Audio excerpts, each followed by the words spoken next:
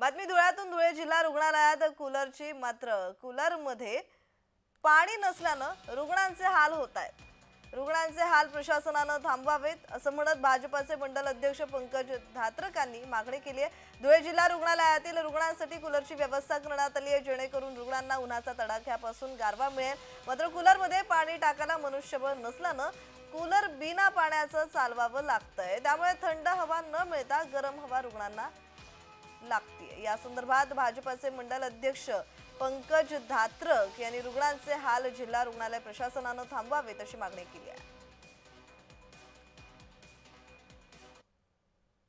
येथे एका पेशंटच्या भेटीसाठी आलो असता येथे अशी परिस्थिती दिसली की इथे पाणी नाहीये पिण्यासाठी। संपूर्ण पेशंट आहे, पेशंटचे नातलग आहे, हे पूर्ण वनवन फिरतायत बाहेर हॉटेलिंवर विकत पाण्याचे बॉटल घेऊन आपल्या पेशंटसाठी वापरताय। येथे कूलर पण लावलेले, कूलर जे लावलेले प्रशासनाने त्याचा वापर शून्य आहे। तर या संपूर्ण जिल्हा रुग्णालय प्रशासनाने तात्काळ याची दखल घ्यावी, अन्यथा आम्ही या जुने सिव्हिल येथे मोठ्या प्रमाणात तीव्र स्वरूपाचे आंदोलन छेडू।